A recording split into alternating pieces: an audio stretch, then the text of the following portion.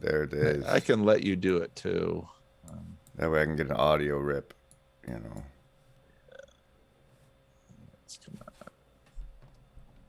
Let's see more. Guess I should have asked before you started. There.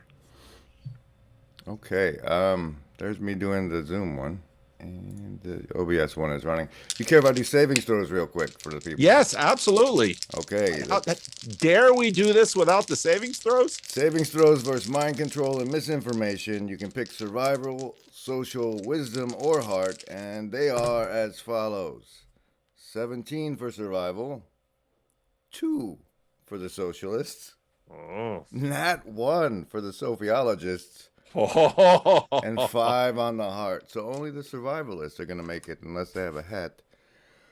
Hi, everybody. I'm GrimGriz, and I'm here with Paul Vanderklay, who has loaned me his agency enough to encourage me to YouTube. And now here we are. I'd also like to try something if you're okay with it, because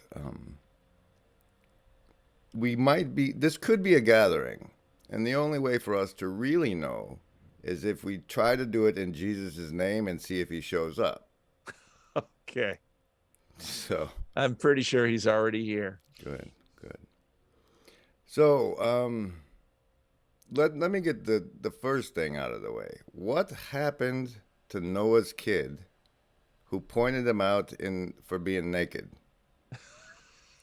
It was cursed. Curse. Okay, that explains a lot. All right.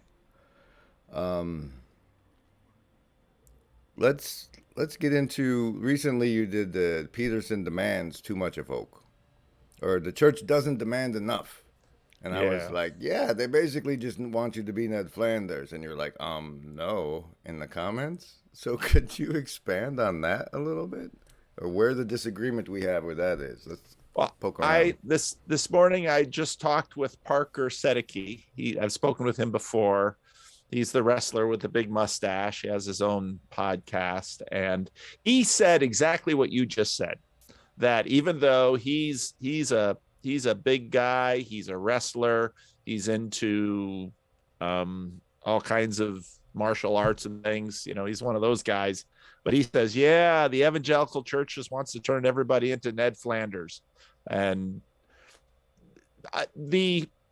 so when Peterson said that, he wasn't wrong, but it deserves a lot more nuance, because the church is massive, and there are churches out there that demand a lot of people, and there are churches that demand nothing. And so it's part of the problem about talking about things that are too large for us to really be specific with, or even to comprehend often.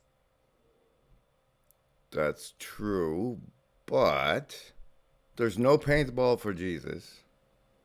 And it doesn't seem to me that the church encourages its men to be civically responsible with, as far as like being involved in the city council to make sure laws don't pass that hurt people. It's like all they really seem to want is attendance and worship on Sundays. And then, like, I don't know, like you said, they find little things for you to do once you start showing up. But no, I've seen churches that are much more demanding on people. And I think the Christian Reformed Church historically has been. I see it. I see it often. But it's not. The difficulty has been that the church has lost a position from which to actually hold people accountable. When churches today, and I've had this plenty in my own life, when churches today want to really talk to someone about their behavior, they don't pick up the phone. They just ghost you. That's what happens in church. I had one incident once where I had to come in heavy on a guy and his wife, and they took it. But that's because they were both raised in the CRC. And, I told him to get to a meeting. I told her to stay in her room, and they listened. And if it gets too rough, all I got to do is find a new church. Oh, that's exactly what happens. Yeah. And so once churches became sort of voluntary organizations, and that really set into the culture, churches lost the capacity to hold people accountable to the things that the church cares about. Now, if there's a real sense of thick community and there's any sense of you lose status for your poor behavior, but churches have taken a beating in the culture over that. In fact, churches are even sort of kind of keep a look over their shoulder about getting a lawsuit if they try to discipline someone, because then it winds up in court that you've got a defamation lawsuit or something to that matter. So churches have taken a real beating in the culture on this, and some are still in there swinging, but others have said, all right. But again, I remember one conversation in which one person was complaining to me about the church not, holding someone in the church that this person wanted to be held accountable. And this person was just complaining to me. I says, do you want church to be like that? Absolutely. I said, okay, let's start with you. You want to really know what I think about your behavior? Out of the church faster than you could blink. This person wanted it for someone else, but not for themselves. Okay, let's talk about young men. Why would a 14-year-old whose parents don't otherwise attend church, what does the church have to offer them? I had she was probably 12 when she started coming here. She lived with her grandma. Her grandma had custody of her. Custody had been taken away from her parents. Her father, who lived with her and her grandma and her uncle, her father and her uncle were both alcoholics. Her grandma was trying to do the best she can, but she was sort of crazy. And she and her little friend, who was about 8 years old, started coming to church. And her 8-year-old friend sort of dropped off, but this young girl came to church all the way through her teenage years into high school because she found in this church a group of adults that cared for her, treated her with respect, loved her, and could be her family. Wanted what's best for her. Yeah, and she knew it. And she was quite a remarkable young woman. And she hasn't been around for a while, but there were ways. She was a bright student, and we had people in church that were ready to basically pay her college. She could have gotten insane financial aid. And then her grandma says to her, nobody's going to give you money to go to college. And it's like, the financial aid system will give you money to go to college. And then her grandmother died. So she was emancipated. So she had zero property, she would have gotten a full ride just about anywhere. And I still couldn't talk her into going to a 4-year college. And the rest of her life, so even then was tough to really get a good start. Life is hard. You know that.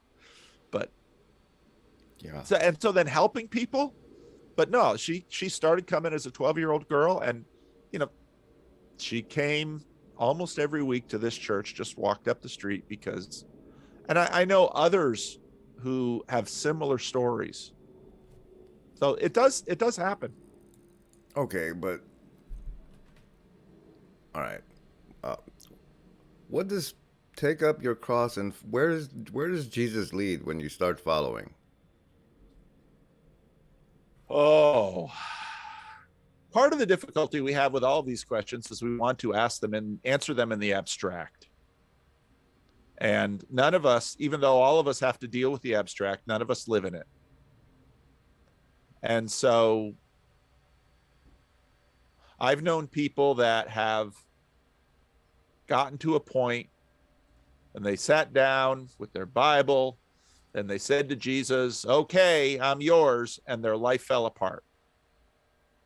And then you've got stories like Michaela Peterson's, who, she was facing a mess of things, and someone said, why don't you ask God?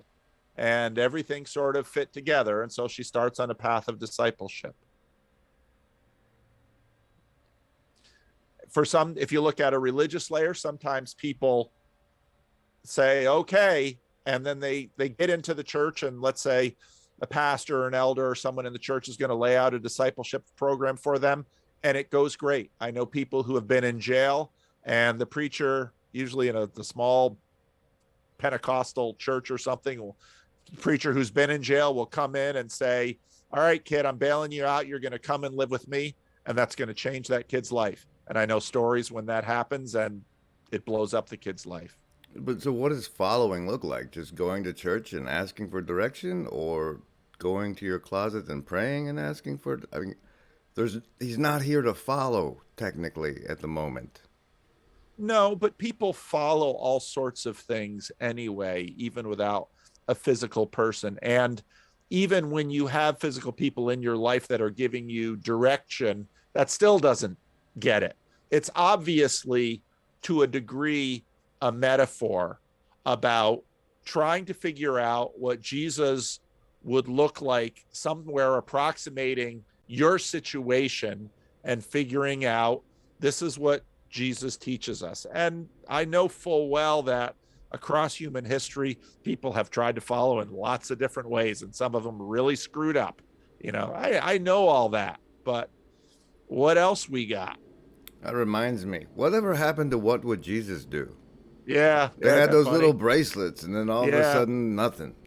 I think it was when Arms, he had the bracelet thing too, and of course that didn't go so well. Oh, Lance Armstrong Lance ruined Armstrong it. live strong. That's how they beat that. Okay. But with all the bracelets. Yeah. Maybe someone figured out that they were cutting off circulations and hands were atrophying or something. Who knows?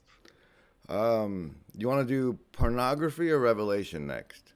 It's your choice. Revelation. Okay. Why is it not a big deal to you? What do you mean? I mean, my vibe from every time I've poked you about it is like, yeah, that's kind of Constantine. Like that happened in Constantine. It's not really applicable today.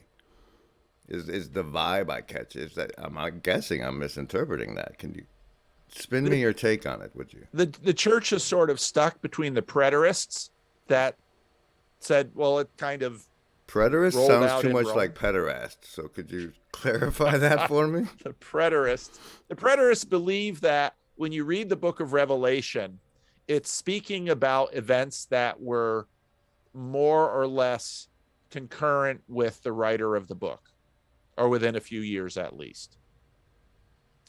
And then there's the perennial. And so Peugeot is a perennialist, meaning like the perennial flowers come around every year. The pattern, yeah. So the book is about patterns. So is the book about singular events, or is the book about patterns, or is the book about the future? The church has always the church has always kind of held all three of those things together. And so you can sort of flip back and forth if you want to when you're dealing with the book, which is kind of a cheesy way of being a weenie.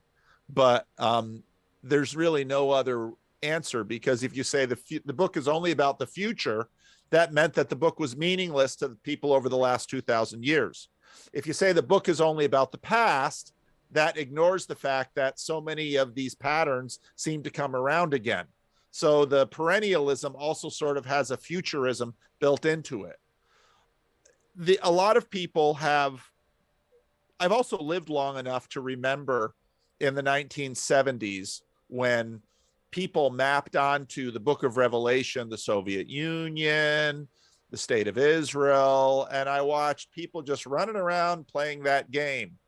And then when 1980 came around, or 1984, and Armageddon didn't happen, I would have expected them to stand up and say, my bad. And they never do. So at that point, I realized these people are playing a game. I'm not going to play along. It's kind of a chump game. Okay. And then when you look at the history of the use of that book over church history, everyone has sort of understood that Martin Luther was expecting Christ's return to come quickly. I remember in the 1980s, my mother-in-law saying, Jesus has got to come before the year 2000. So. All right. But now we're looking at, you can't buy or sell unless you take something. and the wars and rumors of wars. We're pretty close to touch not the oil and the wheat. Yeah. Why aren't there more Christians flipping right now about it? And why? Like, I am not a professing Christian, and yet I'm flipping out about it, and a lot of other people are flipping out about it. But everybody else is like, "Oh, it's okay. Go ahead and take it." Well, I listened to I can never remember that dude's name on Rogan a few times ago, and he was talking about this digital currency that the governments are going to have. And, you go into the store and you want to buy your alcohol or your cigs, and it's like, no, you can't buy any more alcohol or cigs with your card this week because, yeah. So that's very much on the forehead, number 666. You can go all there with that. But this was said about Social Security, the Social Security numbers, the number of the beast. People played that up. And so Christians aren't dumb. They've gotten spanked for a bunch of these things before. And it's kind of like, I'm going to kind of measure my words this time. And, COVID, a lot of people sort of freaked out about COVID and COVID passports. And, well, yeah, are they putting together the machinery? Quite possibly. But then again, maybe not too. What's on the front of your credit card? There's a number. Well, There's okay, but this is the first time Americans have been denied privileges if they don't take something, as far as I can remember. Have you been in jail? No, I'm a good boy. I've always been a good boy. Please. A lot of Americans have been denied a lot of things for a lot of reasons over the years. So now, granted, the possibilities now, given the technology we have and the fact that curve is increasing, Well, yeah, it's they scary. demonstrated it with Trudeau's truckers. Yeah, it's plenty scary. But you can only live so long screaming your head off, and people will stop listening because they say you always scream. So you're waiting. You're waiting to start screaming yet. Well, and I'm also personality wise. So I'm watching Zelensky and this Ukraine thing. And on one hand, like I said in my video, it's real easy to, boy, that's inspirational. Sign me up. I'm going to go fight the Russians. I feel that in my heart. Another part of me has lived long enough, and it's like, where's this going to go? Zelensky's sort of setting up total war. Once Ukrainians start taking pot shots at Russians in civilian clothing, are the Russians going to start mowing down civilians? Is this going to be a good idea 10 years from now? These are hard questions. But the thing is, you also see enough popular enthusiasm. And I've seen enough wars start to know that when the war starts, you just look at the pattern. When the war starts, everybody's signing up because, well, we're going to stop the communists in Vietnam. Send me. Well, okay, Vietnam didn't go so well. What was that going on? So the world is real complicated. And so, I'm a person that tends to sit back, and I have my feels, but I also watch myself because I've gone down some roads that later it's like, wish I hadn't gone down that road. Would you do us the kindness of telling us a story of one of those? Oh, I don't know. I voted for Ralph Nader. Well, a wasted vote is. That'll give you an idea just how, Al Gore was too conservative. Do you remember Ross Perot though? I didn't vote for Ross. Ross. That was about the time I became like politically aware at all. So yeah, so in that way I'm sort of classic IDW. I mean, I have the magnet on my dishwasher. You have kind of the dirty clean magnet on your dishwasher. I've got Bernie and Hillary. I mean, that's how leftist I've been. So and I think back and I think, and I think about, I love your, I part of the reason I, really respect a lot of what you've done is because you're very clever with language, and your conversation with Civillo I thought was really excellent. And yeah, I've been programmed, and sometimes I look back on the way I've been programmed, and well, I'm a little suspicious of being programmed again, but I also know that I'm always programmed. So Let's go into that then. Why is it okay for you to watch Netflix when they do shows like Euphoria? I thought Netflix was on HBO Max. You mean Euphoria? It might be. I It might be. I don't watch TV anymore. It's set. actually don't watch any Netflix hardly at all, unless someone points something to me. About the only television I watch right now is Survivor with my wife, which has been interesting. And then once a week, we'll watch The Bachelor or Bachelorette with my daughter. And that's kind of a hoot because we bring my son and my son's girlfriend, and we kind of have a good time talking about these poor people and how these both of those shows are all network torture of individuals for our amusement. It's Hunger Games on TV. And that's about, and then if someone says, "Oh, you got to watch this," so I watched that vampire show on Netflix. The mass one you did the video yeah, on. yeah, I Yeah. watched that. So I don't really watch that much TV. I just don't have time for it. Well, yeah, there's plenty of other sets in our hands now. We don't need the altar in our house as much anymore. That's right. Okay, let's Papa Peterson talk then. Why you do understand that he's the metropolitan of the Church of Not Following Stupid Rules.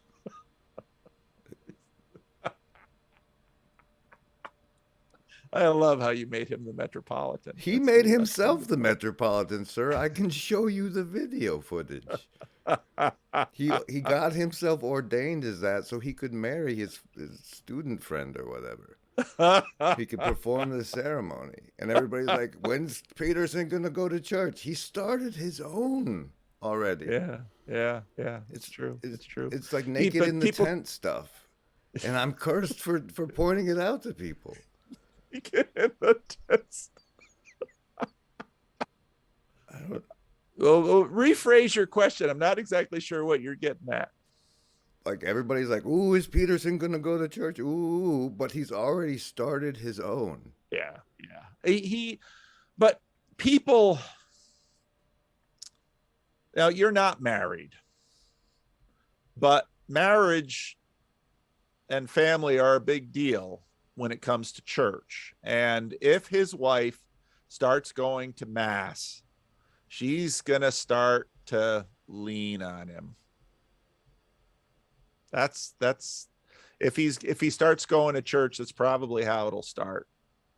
But she's split between the Rosary and Sam Harris's meditation app. So it's people's religious lives are eclectic and usually not terribly rational.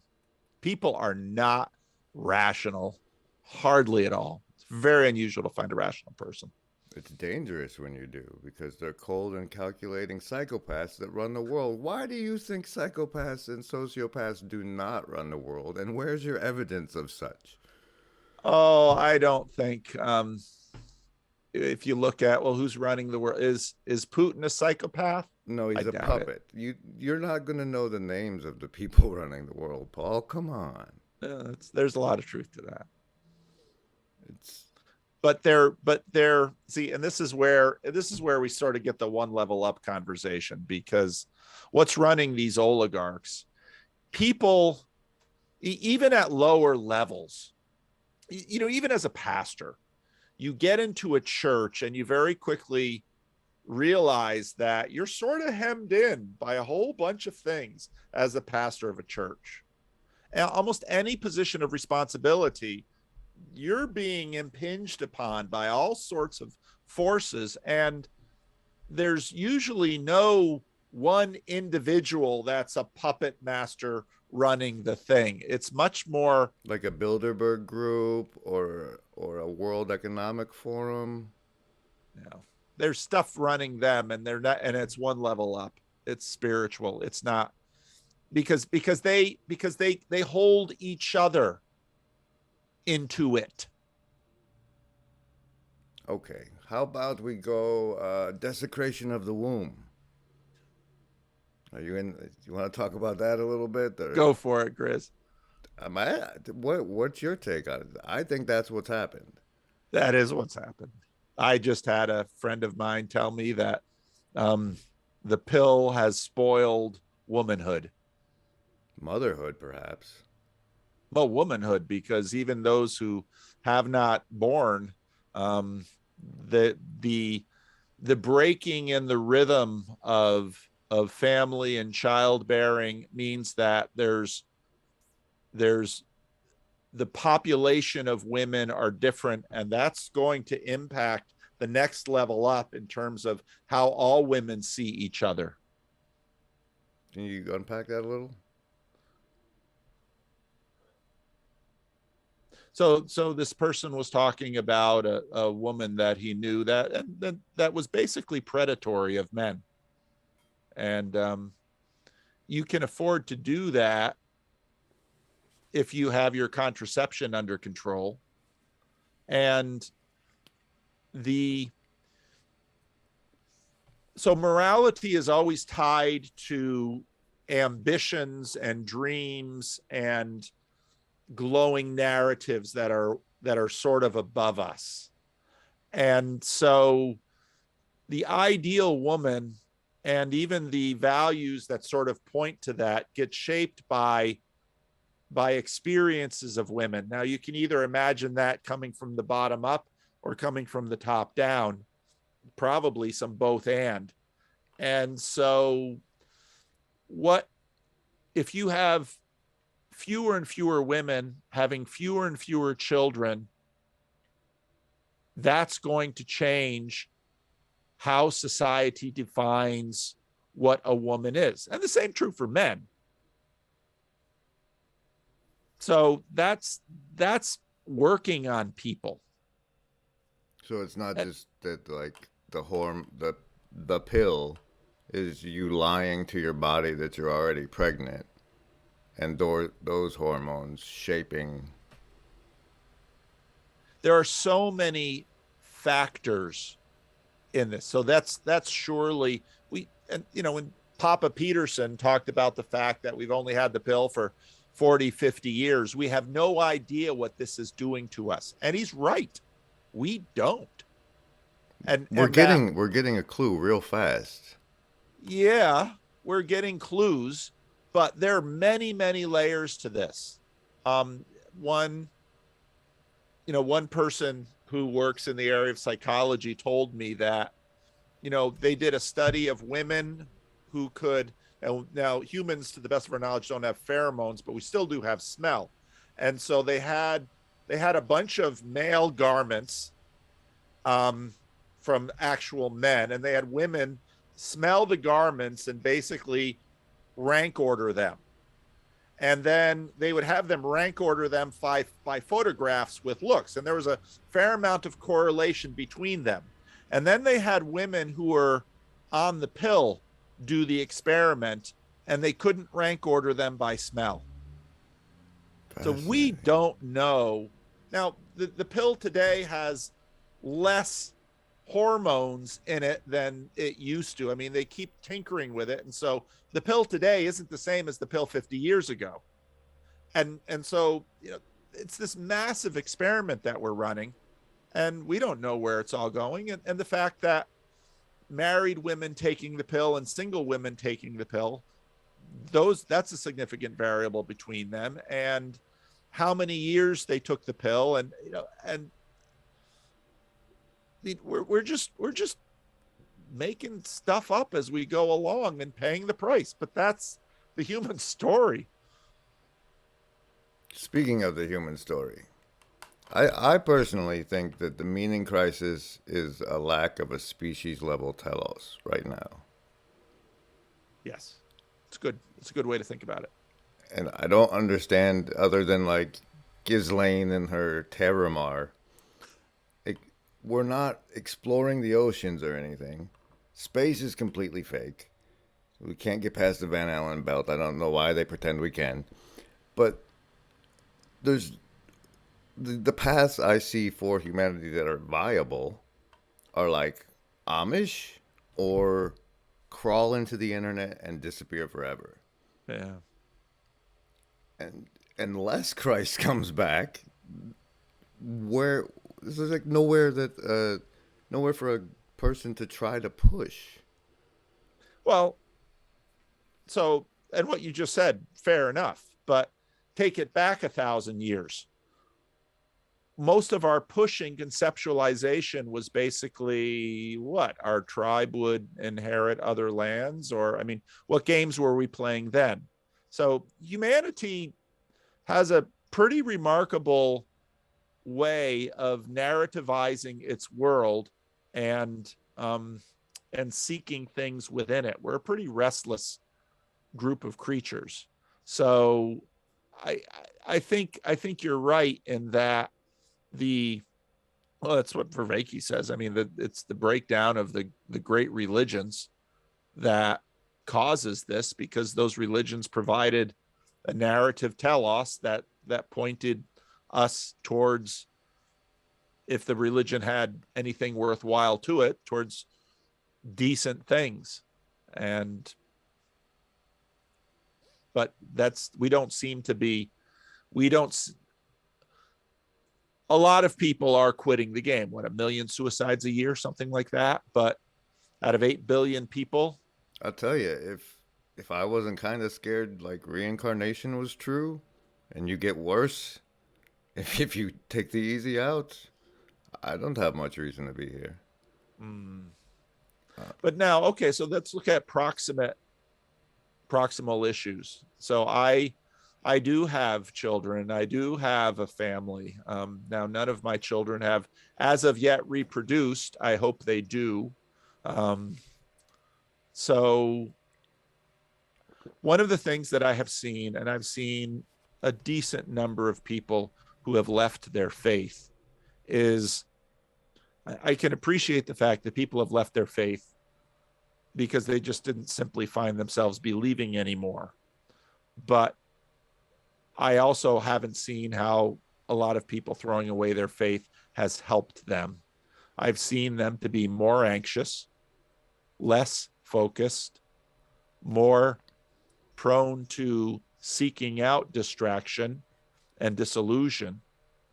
And so I continue to be a promoter of the Christian faith, for the betterment of people, because I think it helps people live better, happier, more purposeful lives. Well, And that's the argument for the 14-year-old kid, the young man coming into manhood, like the competition between the faith and the rest and secularity is FOMO.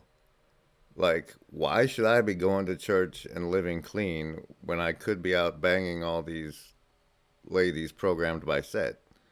Because that sounds like a lot of fun, and I'm going to miss out if I go to church. And, and nobody seems to care if they crawl into video games and the population one VR. I wouldn't say nobody seems to care. Nobody's a pretty big group. Well, they don't advertise it.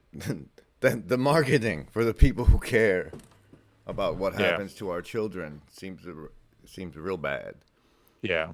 And But there certainly are people who care.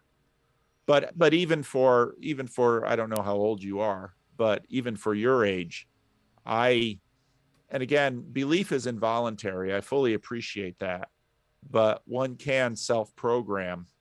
It's a little trickier in terms of a meaning crisis, because if you know you're self-programming, am I really, but there's a reason church is full of old people, and it's not only because past generations had more faith. I regularly baptize and bring in senior citizens who I baptized 2 people over 70 in my tiny little church. And these were people who grew up in communities where they surely could have been baptized as teenagers. And so people do come to faith late in life, and it works for them well. Churches are wonderful for old people. But are they wonderful for young people? Can be. It's trickier. So I was, before any of this YouTube stuff, I was quite involved with church planting here in Sacramento and recruiting young pastors to plant churches. And they've had a far tougher time because, marriages breaking up, people having affairs. I mean, it's relatively easy to pastor people from 60 and beyond because they've had their 2 or 3 marriages, they've done their drugs, they've sorted out alcohol, and if they haven't sorted it out by now, they're probably not going to be there at 60 or 70. So older people are a lovely group of people to pastor, even though you'll have to bury them. And younger people are tougher, but life is a challenge and life is hard. And again, most of the difficulty that I have with younger groups is that they, when they come to me and say, here are the challenges, and I say, the bitter pill is that these challenges probably need to be met with greater challenges still, because those challenges are saying no to yourself. A lot of people check out, and they might check out for a decade or two. And after the damage is done to their children, to their lives, when they're 50 or 60, they come back and they're ready to listen. Missionary church planting skills. What are those? What does somebody trying to plant a church need to know? What do missionaries need to know? Missionaries need to be on a mission. They need to be driven. They need to believe in what they're doing, and they need to be extroverts, and they need to talk with a lot of people so they can have a sense of what's going on in the group of people that they're trying to unfold. And so it's a lot of conversations. Is your YouTube channel missionary work? Yes. What makes it missionary? I'm programming people for Jesus. For Jesus. That's nice. We do some paintball, but because it's a little virtual. It's a lot virtual. But it's like this is a place that you're going to. Yeah. I'm glad you see that. Yeah, and so when, for example, a buddy of mine who planted a church not too far from here, it was pretty standard protocol with church planting that he would just see how many conversations he could have with random strangers. And he'd have like 4 questions. He'd be like, if you sit down with me here in Starbucks and answer these 4 questions, I'll buy you your coffee. I was like, hey, $7, times are tough. Bring it on. And the 4 questions were not intrusive or invasive. They didn't have to, reveal how much money they made or what porn they're looking at or anything like that. They're just 4 basically meaning of life questions. And then that would engage them in a meaningful conversation. The people usually enjoyed it. And of the many people they talked to, a few of people would say, when you start doing something, let me know. Now, there's real issues with the kind of programming that church has done, in that it's tended to be passive. Here's a fun little book. Why Nobody Learns Much of Anything in Church and How to Fix It. And by Tom and Joni Schultz. I mean, churches study the heck out of themselves. People don't recognize that, but these kind of books are always being put out. And even though on one hand churches keep sort of the main thing going, they're always experimenting. And that's actually a super smart way to go about things, because you have to you've got a lot of people on the ride for the main thing, but you've always need experimenting on the fringes. And so basically what's happened with a lot of my randos conversation is I'm doing exactly like a church planter. Well, it's kind of like, hey, would you like a sample of genuine human connection? Because otherwise, you're probably not going to find it out there. I've been going back and forth with someone who's written me, and this person, I don't know this person at all. They don't live in the US. This person describes themselves as autistic, and just by the virtue of the messages this person has been sending me, that person has some real challenges in life. And the degree to which I can actually help this person via, messaging on the internet, almost nothing. And but then again, I'm neck deep with people all around me that there's fairly little I can do for them.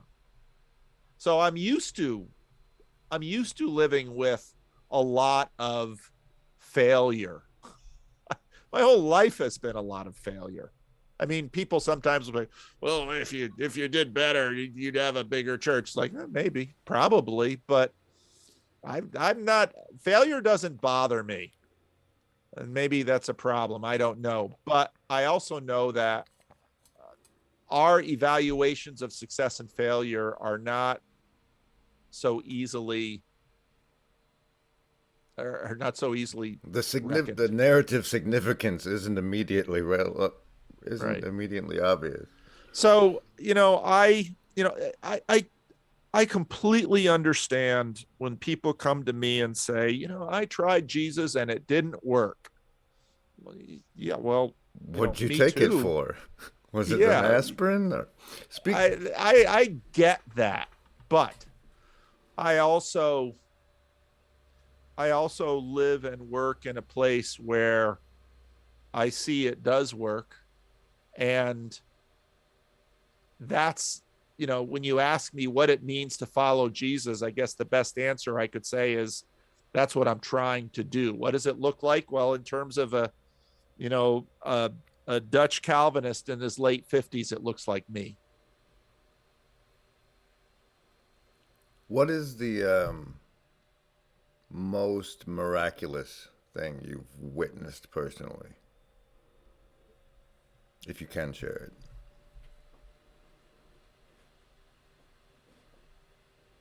Boy, that's a hard one, because I have friends and I know people who have gifts of healing, of insight.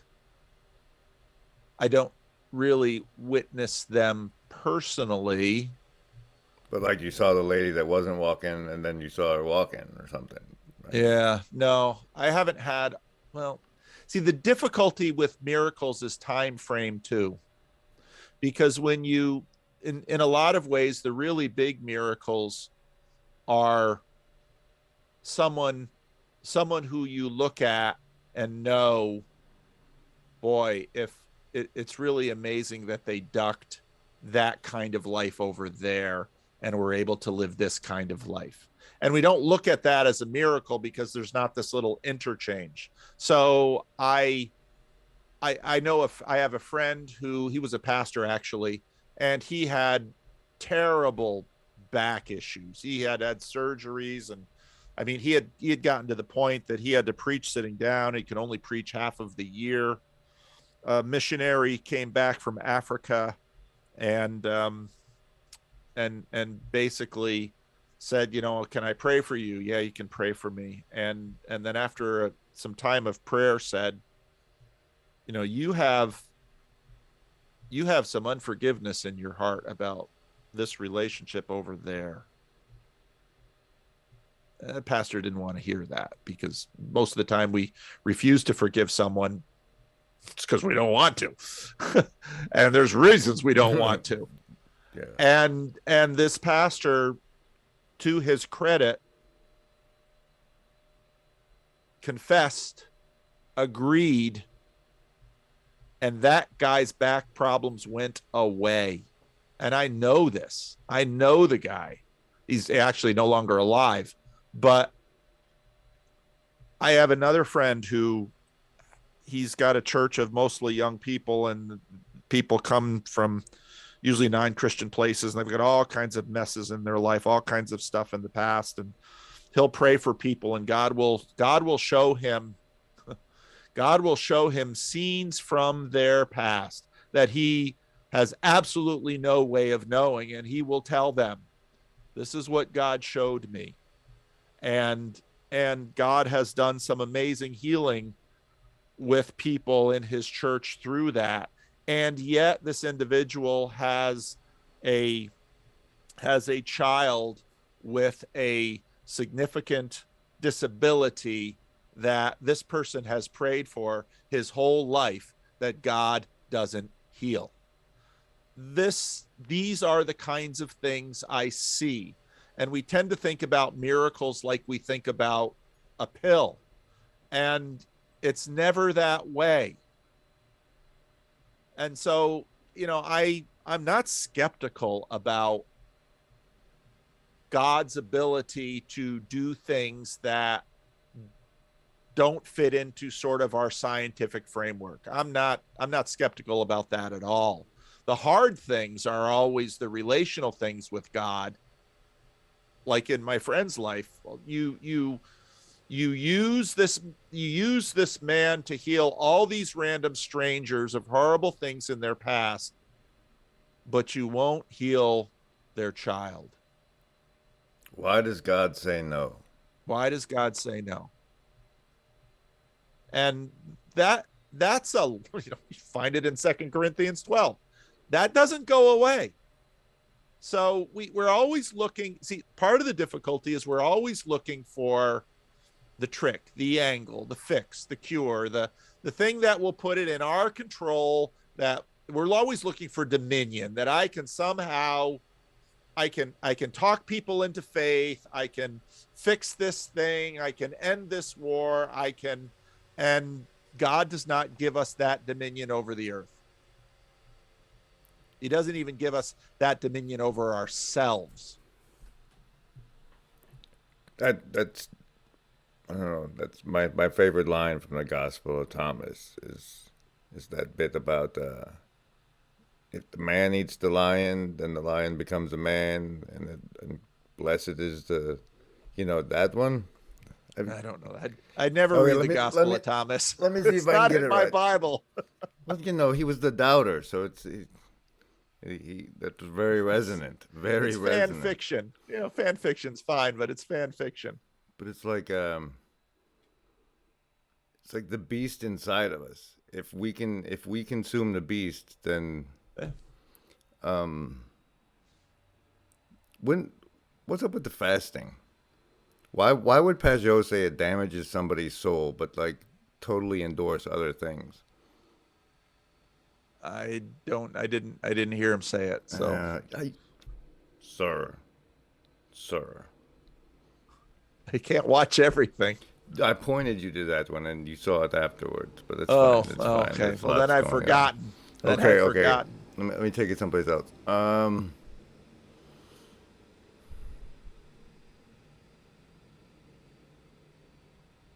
No.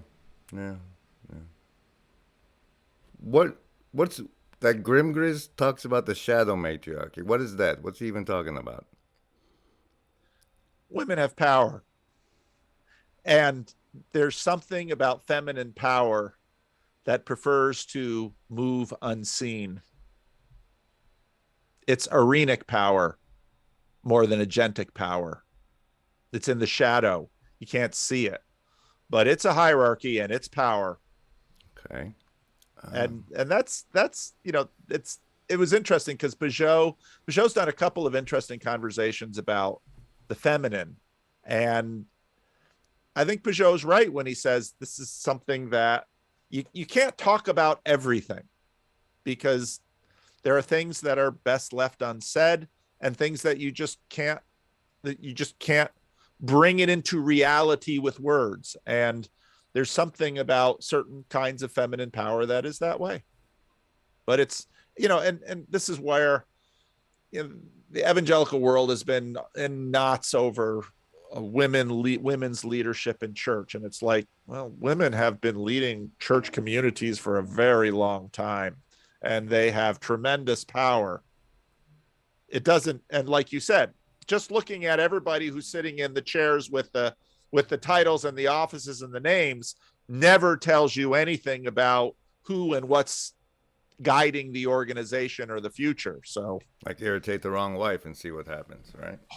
hey, I've told the story before where, pastor would be in this is a church only men in council, and some elder very sanctimoniously says, well, I'll have to pray about this. And the pastor slides him his cell phone. He says, call your wife right now. Let's get this vote done.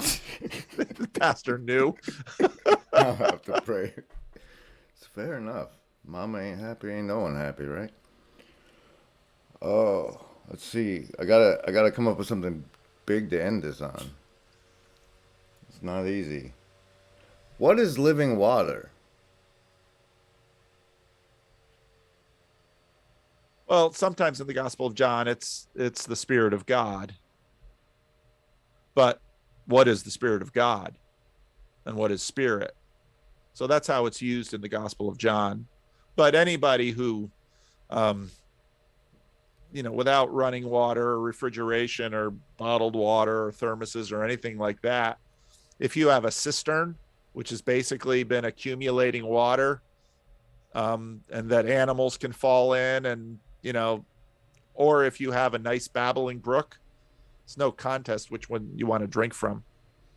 Did you watch that short thing I sent you in the DM thread on the Twitter? The bread one that I put out recently?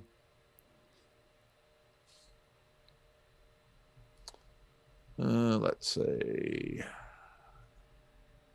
Because you were, I don't know if it was your I think it was your rough draft for the sermon. Uh-huh. And then like something happened outside. Oh, when I was doing my rough draft. I don't see, the only thing I see in the DM is, our daily bread. Yeah, that one. I didn't watch it to the end. That, to me, like that really spoke to me. It's because you were talking about, I don't know what is it, I don't know the line of the bread, as well as the water one. What's the line you were going over for that one? Like, I know it's please, sir, always give us this bread. Oh yeah, that's what the crowd wanted. But it was, I am the bread of life. the bread of life. That's what it's called. See, to me, that happened in that video you recorded. Like, your face got really irritated that you got a loaf of it, but like that you were able to like go help an actual human being in their actual real life. That, to me, it just struck me as the bread of life. I'm trying to figure out who knocked and why at that moment. Somebody was yelling outside. I don't know if anybody knocked or not, but you could hear them on the mic. Well, it could have been that sometimes parties develop outside my door while I'm working. And a party developed last night, and I posted pictures of it on Twitter. What kind of party? Was cereal involved and an upside down shopping potting cart? soil. Yeah, I saw that. Maybe Billy will clean it all up before I've got him trained now to pick up his bed and put it away when he leaves, so I don't have to stumble on it when I go home from work. But no, it's, and is that the bread of life, or am I off base on that? What? Like, what I do with people? Yeah, is that the bread of life? Sometimes not. So, it's so hard. I mean, this is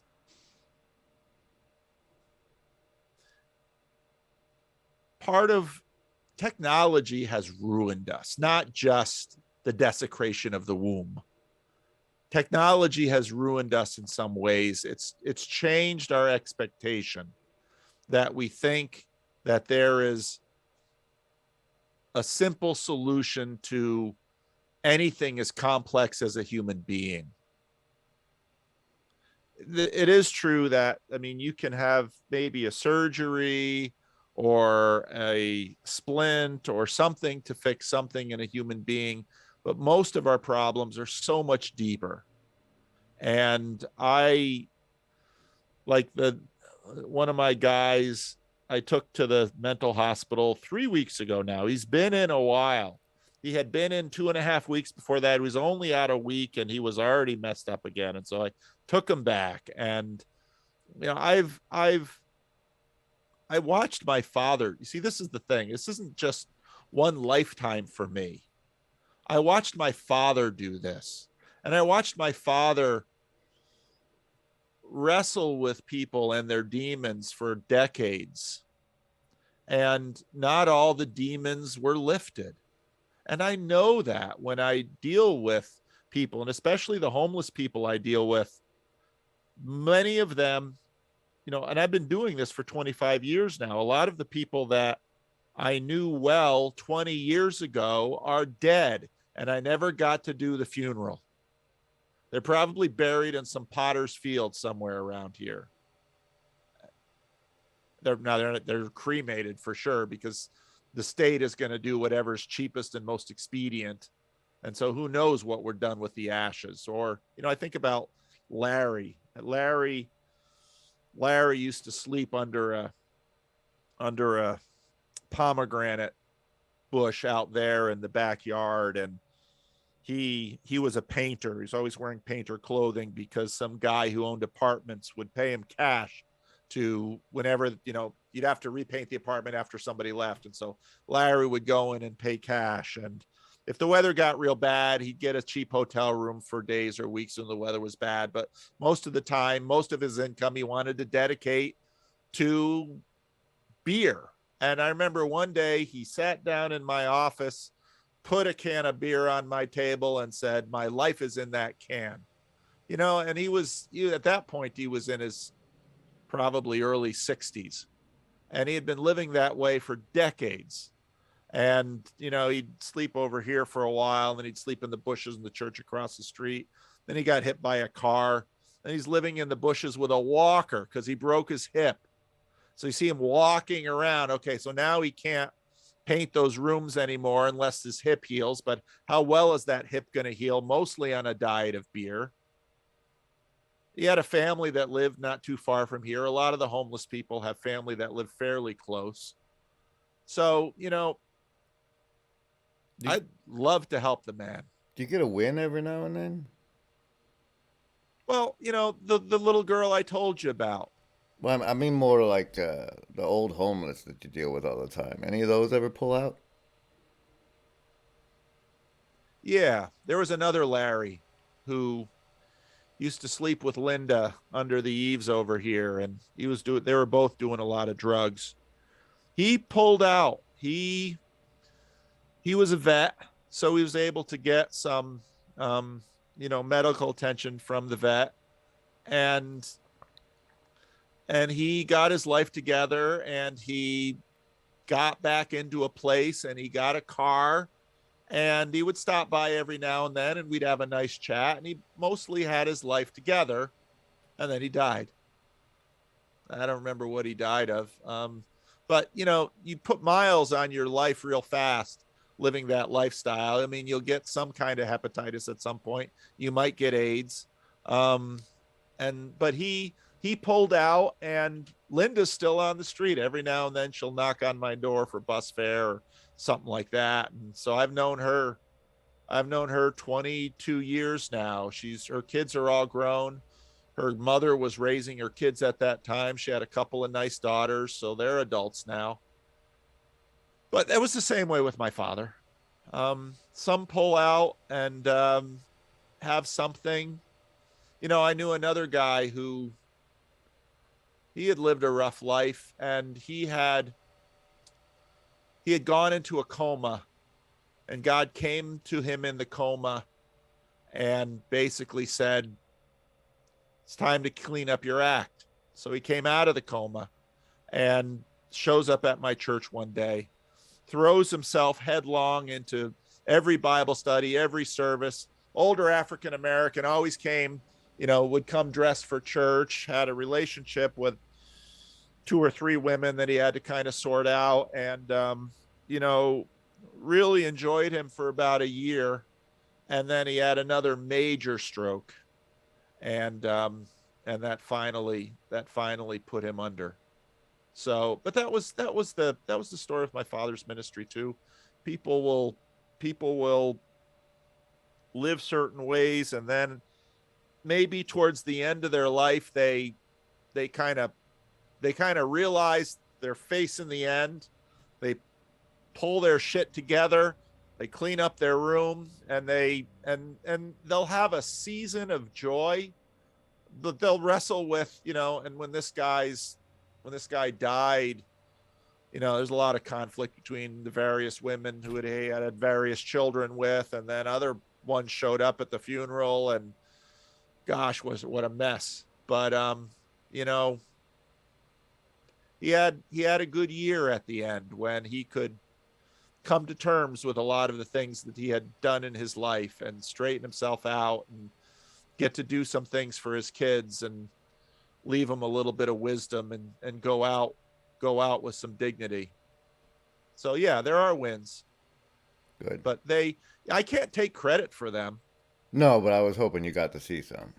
Oh yeah, another guy, he was a rough man, and he had grown up on the streets since he was 13, involved with gangs. All of his brothers were incarcerated long term.